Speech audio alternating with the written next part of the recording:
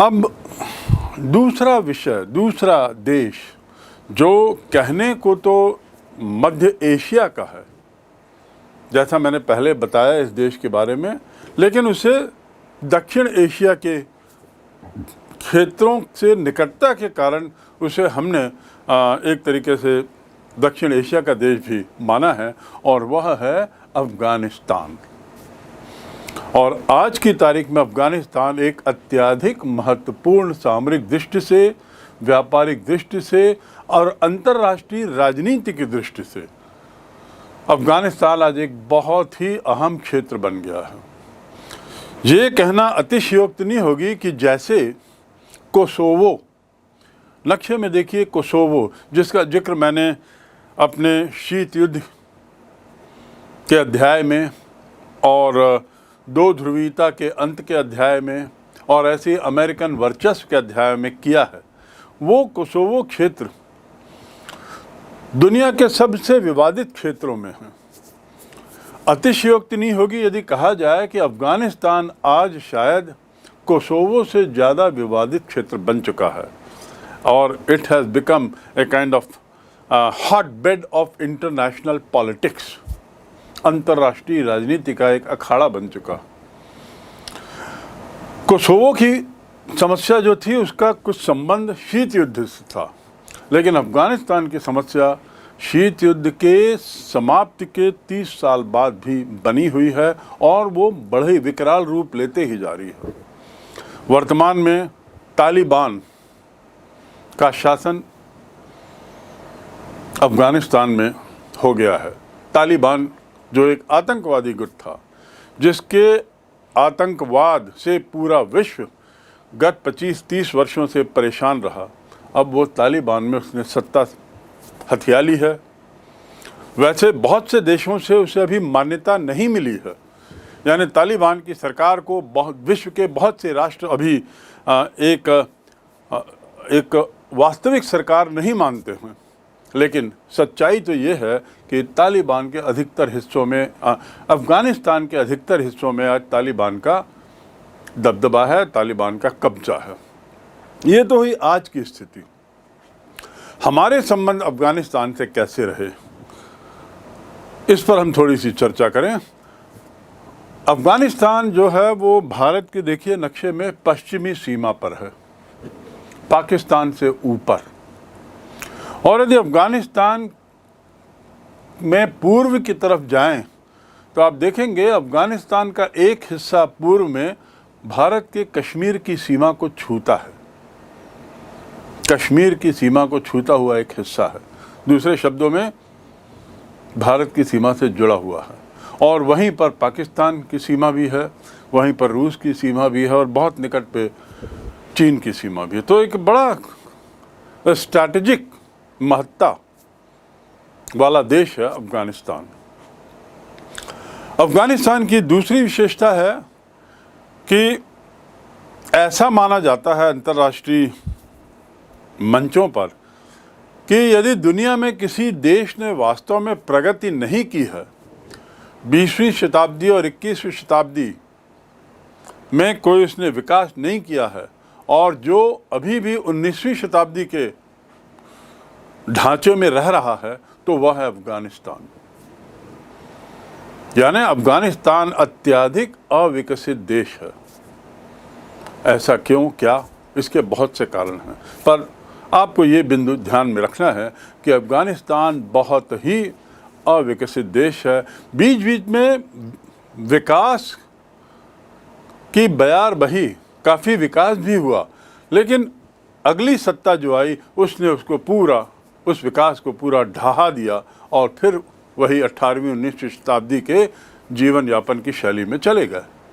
तो ये अफ़गानिस्तान का इतिहास रहा है। तीसरी बात जो अफ़गानिस्तान के बारे में आपको जाननी है कि अफ़गानिस्तान बहुत महत्वपूर्ण इसलिए है क्योंकि वहाँ अफ़ीम, गांजा, उसकी खेती बड़ी भारी मात्रा में होती है। दुनिया का सबसे ज़्यादा अफ़ीम पैदा करने वाले देशों में अफ़गानिस्तान है, और अफ़ीम जो है उसकी दुनिया में मांग गैर कानूनी तरीके से बहुत है। दवाइयों, मेडिसिन आदि में तो इसकी ज़रूरत पड़ती ही है, लेकिन इसके अलावा इसका जो इलीगल व्यापार है, गैर कानूनी व्यापार है, वह पूरी दुनिया में फैला हुआ है। और अफीम की खेती के लिए अफ़गानिस्तान जाना जाता है। चौथी खास बात अफ़गानिस्तान की कि इसकी जो भौगोलिक स्थिति है, उस भौगोलिक स्थिति में आप देखेंगे तो चीन और रूस की सीमाएं इसको छूती हैं और उसके ठीक पश्चिम में, बल्कि दक्षिण की तरफ पाकिस्तान है। और पाकिस्तान अमेरिका के इशारों पे कार्य करता है, अमेरिका के इशारों पे काम करता है। दूसरे शब्दों में चीन, रूस और अमेरिका तीनों अफ़गानिस्तान को साधने में लगे रहते हैं और इस प्रकार अफ़गानिस्तान जो है वह इन तीनों के बीच एक तरीके से प्यादा बना हुआ है, शतरंज के मोहरे की तरह इसे उछालते रहते हैं। इतना जानने के बाद थोड़ा सा हम अब आगे बढ़ते हैं। 1913 में इसकी जनसंख्या करीब 31 मिलियन थी। तो पांचवी जानकारी इससे जुड़ी हुई है अफ़गानिस्तान के बारे में, और वो है कि अफ़गानिस्तान, जैसा मैंने बताया, अत्यधिक अविकसित देश है और सामाजिक दृष्टि से आज भी वहाँ कबीलाई जीवन जीते हैं। वहाँ का जो समाज है वो आज भी कबीलों में, जनजातियों में, विभिन्न जातियों में बटा हुआ है। और ये जो बटाव है इनके बीच में वो इतना ज़्यादा है कि इनमें एकता लाना बड़ा कठिन काम हो गया है, एकता स्थापित करना बड़ा कठिन काम हो गया है। और इसी का फ़ायदा ये तीनों महाशक्तियाँ उठाती रहती हैं। कबीलाई जीवन बड़ा कठोर जीवन होता है, बहुत परंपरागत तरीके से, बहुत दकियानूसी विचारों से वहाँ के लोग आज भी जीवन यापन कर रहे हैं। अफ़गानिस्तान के बारे में छठवीं बात जो आप में से कुछ लोग नहीं जानते होंगे कि जो अखंड भारत के नक्शे की यदि हम बात करें, यानी अंग्रेज़ों के आने के पहले जो भारत था, अफ़गानिस्तान उस समय भारत का हिस्सा था।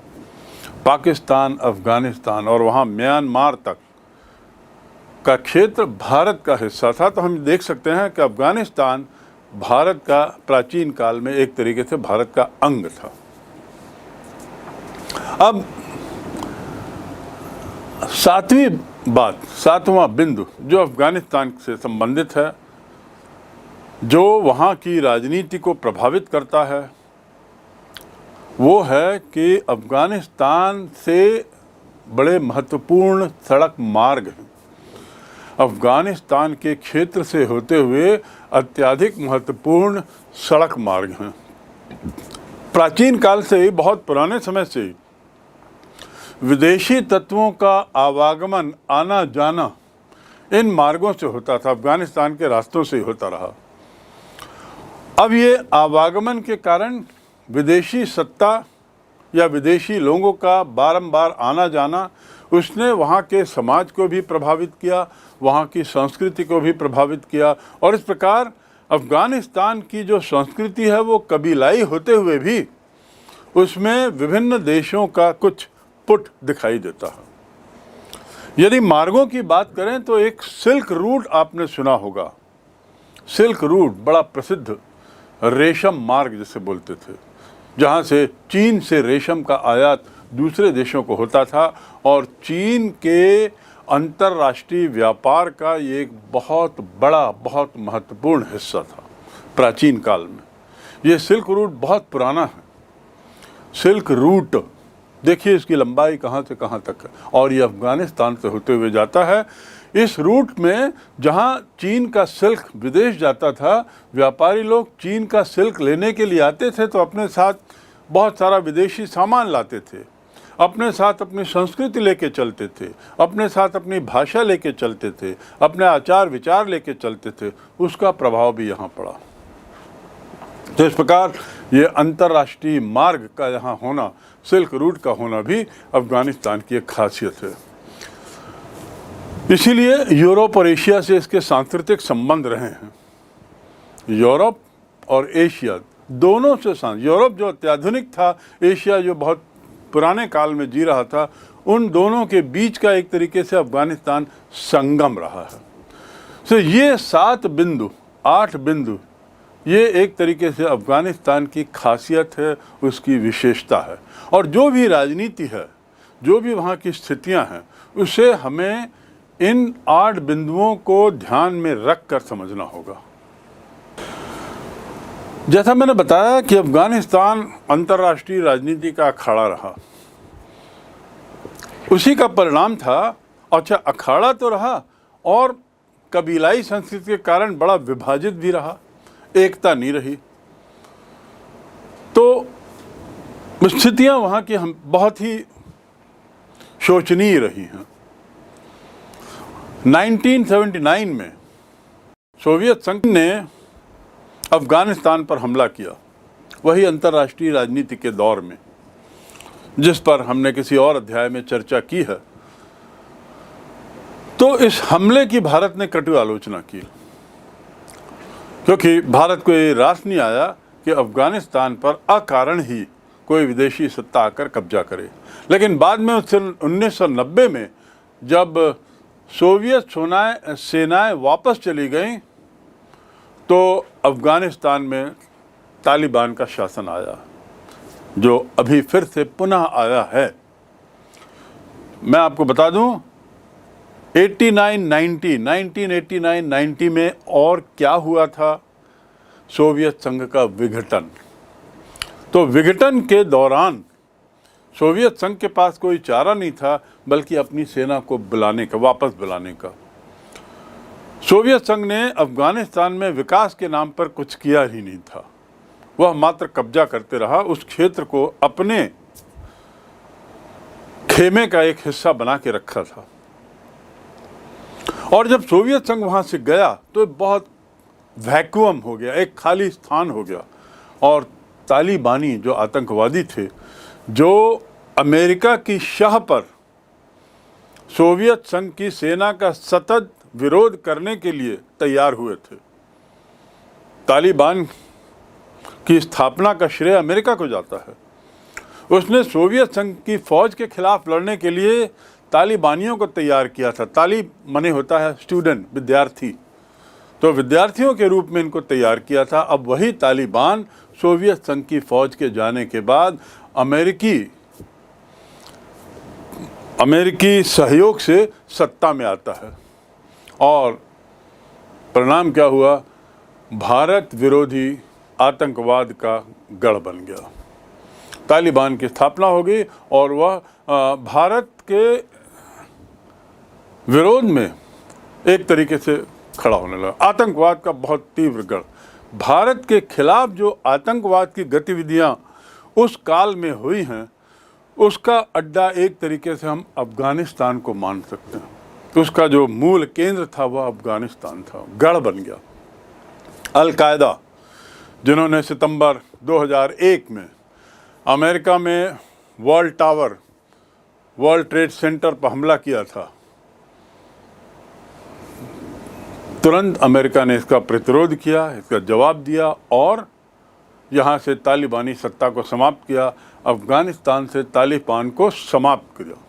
और तब से अमेरिकी फ़ौज वहाँ डट गई। अब देखिए, बड़ा सरल इतिहास है अफगानिस्तान का। 1979 में अंतर्राष्ट्रीय परिस्थितियों को देखते हुए, जिस पर हमें नहीं जाना है, रूस सोवियत संघ तत्कालीन सोवियत संघ अफगानिस्तान पर हमला करता है, कब्जा करता है, भारत विरोध करता है। 20 साल तक लगभग रूस वहाँ जमा रहता है, बल्कि मैं कहूँगा 10 साल तक, क्योंकि 1990 में रूस का विघटन हुआ, सोवियत संघ का विघटन हुआ और 10 साल के बाद वो चला जाता है। उसके जाने पर तालिबान सत्ता में आता है। ये वही तालिबान है जिसने अमेरिका ने प्रॉप अप किया था, और तालिबान अपने पैर इतने फैलाता है कि 2001 में, यानी अपने शासन के 10 वर्ष के आसपास 2001 में वो अमेरिका पर हमला करता है, वहाँ के वर्ल्ड ट्रेड सेंटर पे। हमले का परिणाम, प्रतिक्रियात्मक कार्रवाई करते हुए अमेरिका तालिबान को बर्बाद करता है, और सोवियत संघ में के जाने के बाद अब वो अपनी सेना अफगानिस्तान की भूमि पर भेजता है। इस प्रकार 2001-2 से अमेरिका की फ़ौज वहाँ डट जाती है और 20 साल के अनवरत प्रयास के बाद भी वह अफ़गानिस्तान को एक करने में, अफ़गानिस्तान को पूरी तरह कब्जा करने में, तालिबानियों का पूरा सफाया करने में असफल रहती है और अंततः 31 अगस्त 2021 को अमेरिकी फ़ौज अफ़गानिस्तान की ज़मीन छोड़कर वापस अमेरिका चली जाती है। परिणाम क्या? वही तालिबान फिर से सामने आता है और अफ़गानिस्तान पर अपना कब्जा कर लेता है। इस बीच कुछ और डेवलपमेंट होते हैं। जब अमेरिका अपनी फ़ौज भेजता है अफ़गानिस्तान में 2001-2 के आसपास, तो भारत अफ़गानिस्तान के पुनर्निर्माण का प्रयास करता है और उनको काफ़ी आर्थिक मदद देता है। अमेरिकी फ़ौज वहाँ है, एक तरीके से लोकतंत्र वहाँ पे लादा गया। करज़ाई जो किसी एक कबीले के थे, उन्हें प्रधानमंत्री बनाया गया, अफ़गान राष्ट्रपति बनाया गया, हामिद करज़ाई। उनके साथ भारत के समझौते भी हुए। भारत ने अफ़गानिस्तान के विकास में कुछ योगदान भी दिया और अफ़गानिस्तान ने सामरिक साझेदारी बढ़ाने के लिए कुछ महत्वपूर्ण हस्ताक्षर भी किए। सामरिक साझेदारी, भारत चाहता था कि अफ़गानिस्तान में राजनीतिक स्थिरता आए, भारत चाहता था कि अफ़गानिस्तान में लोकतंत्र की जड़ें मजबूत हो और तालिबान जैसी संस्था दोबारा वहाँ सत्ता पे ना आए। तो तालिबान को रोकने के एवज में भारत सतत रूप से अफ़गानिस्तान की तत्कालीन सरकार को, जो कुछ हद तक लोकतांत्रिक थी, उसे मदद देते रहा। लेकिन दुर्भाग्य से तालिबान गुट के प्रभाव में कोई विशेष कमी नहीं आई और भारत के विरुद्ध उसकी आतंकवादी गतिविधियां और अफ़गानिस्तान के अंदर उसका बढ़ता आतंकवाद भारत के लिए सतत खतरा बने रहा। 2014 में नाटो या अमेरिका की वो फौज जो 2001-2 में अफ़गानिस्तान में घुसी थी, वो वापस आने का निर्णय लेती है, लेकिन बदलती स्थितियों में अपने वापस आने के निर्णय को टाल देती है और 2014 के बाद अब वह 2021 में अंततः अमेरिकी फ़ौजें उसे छोड़ती हैं। इस सब प्रक्रिया में पाकिस्तान तालिबान की मदद करते रहा है, क्योंकि पाकिस्तान जो है वह एक कट्टर इस्लामिक देश की तरह सामने आ रहा है और तालिबान जो हैं वे लोग कट्टर इस्लामी हैं। पाकिस्तान भी आतंकवाद को शह देता रहा है विभिन्न गुटों के माध्यम से और उस हद तक अफ़गानिस्तान का तालिबान उसके लिए एक सहयोगी के रूप में सामने आया है। तो इस प्रकार इस क्षेत्र में वर्तमान में तालिबान, पाकिस्तान भारत के लिए एक बड़ा खतरा बन चुके हैं और भारत को अब आने वाले दिनों में अपनी अंतर्राष्ट्रीय राजनीति में अफ़गानिस्तान और पाकिस्तान के खिलाफ अपने कदम फूंक फूंक कर रखने हैं। यदि तालिबान की सत्ता वहाँ आ चुकी है और कुछ देशों ने उसे मान्यता दे दी है, तो भारत के सामने भी ये समस्या है कि वह मान्यता दे या न दे, क्योंकि पूर्व में भारत सतत रूप से तालिबान का विरोधी रहा है, उसे आतंकवादी संगठन मानता रहा है। लेकिन बदलते परिप्रेक्ष्य में स्थितियां बदल रही हैं और इसीलिए भारत को बहुत सोच समझकर आने वाले समय में कदम रखना होगा। ये तो हुई साउथ एशियन कंट्रीज, दक्षिण एशियाई देशों के बारे में भारत के संबंधों के बारे में बात। इन सब बातों का निष्कर्ष क्या है, निचोड़ क्या है, मायने क्या है हमारे लिए? हमने एक एक देश के बारे में अलग अलग पढ़ा, पर यदि एक पूरा पिक्चर हम देखें, पूरे एक समग्र दृष्टि से दक्षिण एशिया और भारत, ऐसा यदि हम सोचें तो किस तरह का पिक्चर सामने आता है। तो पहली बात, पड़ोसी जो हैं बड़े छोटे छोटे हैं।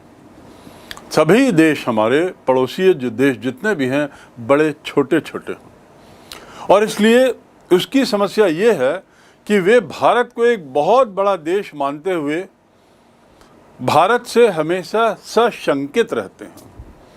तो अविश्वास बना हुआ है। दूसरा, भारत बड़ा तो है ही, विशाल है, लेकिन भारत की शक्ति भी बड़ी विशाल है। भारत की फौज जो है वो दुनिया की सर्वश्रेष्ठ फौज में, सेना में जानी जाती है। भारत एक परमाणु राष्ट्र है। परिणाम क्या कि ये जो पड़ोसी देश हैं, छोटे छोटे होने के कारण तो वैसे ही भयभीत हैं, लेकिन भारत की सामरिक शक्ति, परमाणु शक्ति होने के नाते भारत को एक दूसरे नज़रिए से देखते हैं। वो बॉन्डिंग, वो निकटता भारत के साथ इन देशों की नहीं आ पा रही है। और सदैव ये लोग शक करते रहते हैं भारत की गतिविधियों पर, भारत के दांव पेचों पर, और एक तरीके से भारत के इरादों पर। और ये एक तरीके से लाजिमी भी है, उचित भी है, क्योंकि गत हजारों वर्षों की राजनीति में देखा गया है कि बड़े देश छोटे देश पर हावी हो जाते हैं, वे उसे खा बैठते हैं। लेकिन दूसरी ओर यदि हम भारत सरकार की बात करें तो भारत सरकार हमेशा ये कोशिश करती है कि पड़ोसी देश उसका बेवजह फ़ायदा उठा रहे हैं। भारत के सामने हर बार जानबूझकर ऐसा दिखाने का प्रयास करते हैं कि यदि भारत मदद नहीं किया, यदि भारत ने उनका पक्ष नहीं लिया, तो वे दूसरे खेमे में चले जाएंगे। और भारत इस बात से हमेशा परेशान रहा है। बेजा फ़ायदा उठाने की अनुभूति भारत सरकार को हमेशा रही। भारत नहीं चाहता कि इन देशों में राजनीतिक अस्थिरता पैदा होए। उसे हमेशा डर रहता है कि कहीं ऐसी स्थिति में जहां पर राजनीतिक अस्थिरता हो तो बाहरी ताकत, जैसे सोवियत संघ ने अफ़गानिस्तान में किया, अमेरिका ने अफ़गानिस्तान में किया, और अमेरिका वर्तमान में पाकिस्तान में भी कर रहा है, चीन नेपाल में कर रहा है, चीन अब तालिबान के साथ मिलकर अफ़गानिस्तान में भी अपने पैर जमाने की कोशिश कर रहा है, और भारत के सामने ये एक नई समस्या खड़ी हुई है।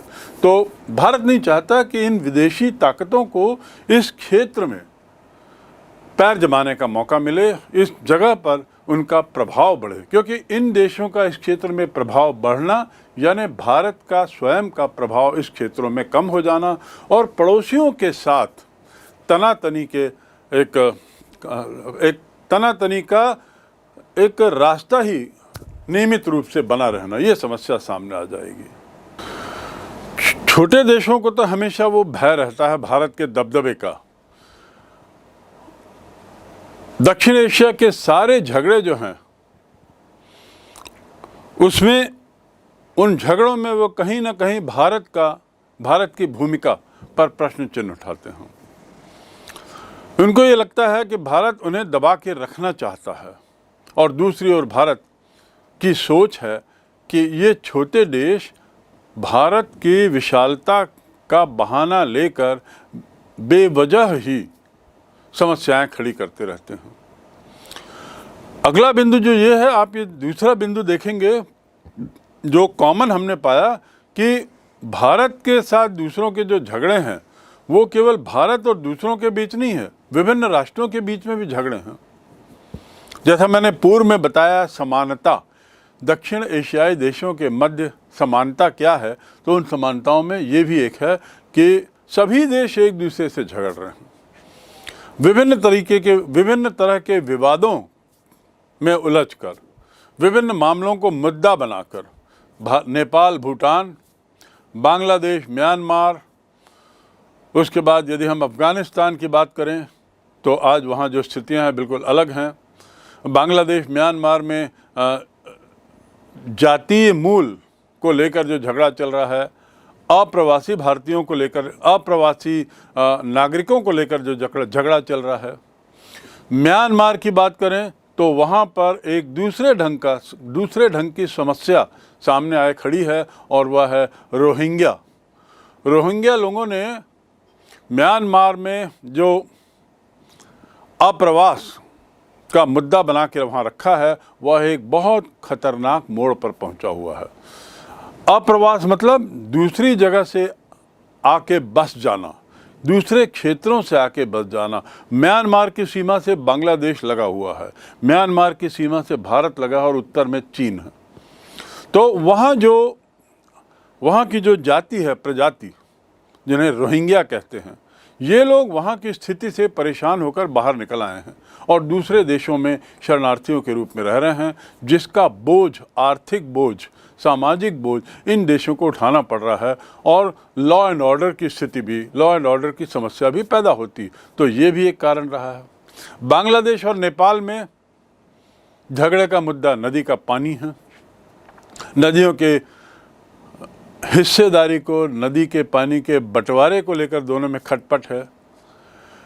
लेकिन ये बात सही है कि इस इलाके के सभी बड़े झगड़े भारत और उसके पड़ोसियों के बीच हैं, जितने बड़े मुद्दे हैं।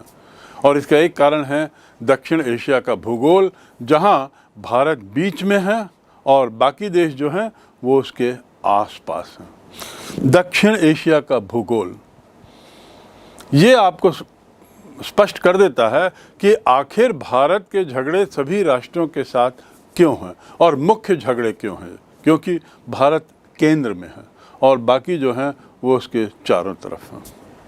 तो इस प्रकार एक समग्र दृष्टि से, होलिस्टिक नज़र से यदि हम देखें तो कोई स्थिति दक्षिण एशिया की उतनी एनकरेजिंग नहीं है। कोई बहुत शांतिपूर्ण क्षेत्र इसे नहीं माना जा सकता। उल्टे हम कह सकते हैं कि यहाँ के इन सब छोटे मोटे विवादों के कारण ही इस क्षेत्र का विकास उस दर पर नहीं हो पाया जिस दर पर कुछ अन्य क्षेत्रों ने आर्थिक विकास किया है। चाहे वो विकास शिक्षा के मामले में हो, चाहे जनसंख्या नियंत्रण के मामले में हो, चाहे स्वास्थ्य के मामले में हो, इन सभी क्षेत्रों में, इन सभी मामलों में ये क्षेत्र काफ़ी पिछड़ा रह गया है और उसका कारण है झगड़े सभी तरह के।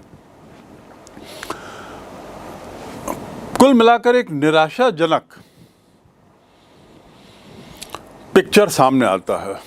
लेकिन इसका अर्थ ये नहीं कि सभी के बीच 36 का आंकड़ा है। इसका अर्थ ये नहीं कि देश एक दूसरे से कतई बातचीत नहीं करते। कुछ शांति और सहयोग के भी प्रयास सतत रूप से होते रहते हैं। हर सिक्के के दो पहलू होते हैं, जहां एक ओर झगड़े, मुद्दे, विवाद, वहीं दूसरी ओर सहयोग और शांति के भी प्रयास होते रहे हैं। ऐसा ना समझा जाए कि ये देश एक दूसरे से हमेशा लड़ते ही रहते हैं। आप देखेंगे कि मुद्दे हैं लेकिन सैनिक युद्ध इनके बीच में नहीं हुआ है, सिवाय भारत और पाकिस्तान के बीच। और भारत और पाकिस्तान के बीच का जो युद्ध है, मुद्दा है, वो कश्मीर से जुड़ा हुआ है। बहुत सारे संघर्ष हुए, लेकिन उसके बावजूद दक्षिण एशिया में के देशों के बीच में रिश्ते, हम कहेंगे, मोटे मोटे दोस्ताना हैं और ये लोग सहयोग के महत्व को समझते हैं।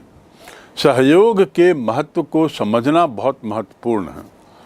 वे जानते हैं कि भारत यदि बहुत बड़ा देश है, हावी होने की कोशिश कर रहा है, पर भारत ही उन्हें विकास में मदद कर रहा है और इस प्रकार एक तरीके से दोनों के बीच में उस हद तक दोस्ताना संबंध हुए।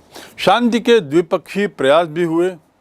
Association for regional cooperation, SAARC, South Asian association for regional cooperation, जिसे हिंदी में DCES कहते हैं, ये दक्षिणी एशियाई देशों का एक मंच है जिसमें बहुस्तरीय साधनों से आपस में सहयोग करने की दिशा में प्रयास किया जा रहा है।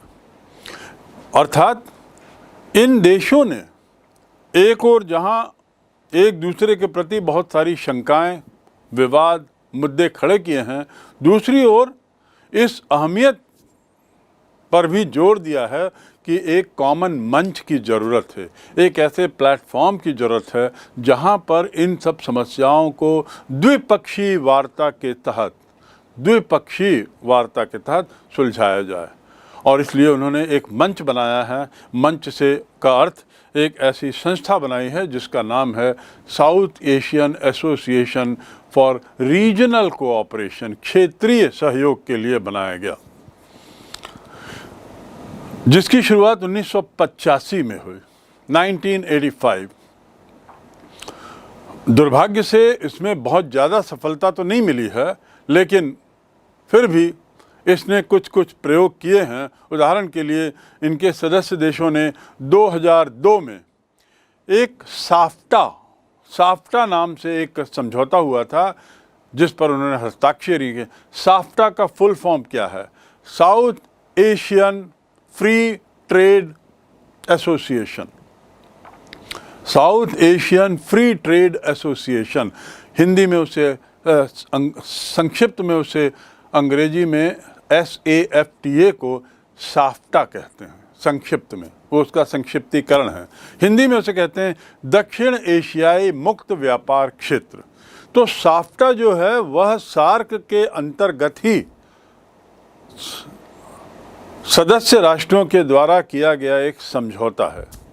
और इस समझौते के तहत पूरे दक्षिण एशिया को, जो इतना बड़ा क्षेत्र है, इतना विशाल है, उसको मुक्त व्यापार क्षेत्र बनाने का एक प्रयास का वायदा है। मुक्त व्यापार से अर्थ जिसमें एक दूसरे देशों में व्यापार करने के लिए किसी तरह के कर का प्रावधान नहीं रहेगा, किसी तरह की अनुमति, लाइसेंस आदि का प्रावधान नहीं रहेगा या न्यूनतम रहेगा। तो कोशिश मुक्त व्यापार की है, फ्री ट्रेड, मुक्त व्यापार की दिशा में। साफ्टा पर इन देशों के द्वारा जो हस्ताक्षर किए गए हैं वह एक बड़ा सार्थक प्रयास है।